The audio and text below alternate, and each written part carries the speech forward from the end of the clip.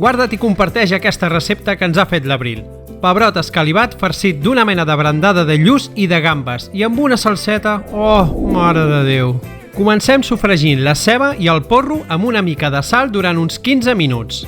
Mentrestant, tallem el lluç i pelem les gambes. Un cop sofregidet, afegim el lluç a la paella i barregem. Tapem i deixem coent uns 5 minuts. Ara serà hora de les gambes. Tornem a tapar i deixem 5 minuts més. Afegim la nata líquida per cuinar i nou moscada al gust. Deixem fent uns 5 minutets i quan ho tinguem més o menys així, ho triturem i ho guardem per més endavant.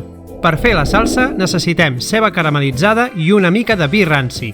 Deixem que s'evapori l'alcohol i fiquem un pebrot escalivat, una mica de carn d'anyora i... Ostres, Abril, potser un altre dia haurem d'amagar el dit, no? Seguim, va, remenem una mica i gotet de fumet de peix.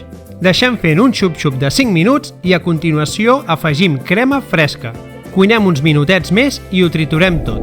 Finalment, obrim els pebrots escalivats i els farcim amb la nostra brandadeta de lluç i gambes.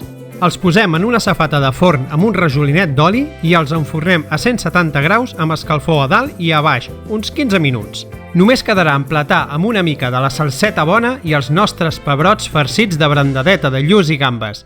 Salut i bon menjar!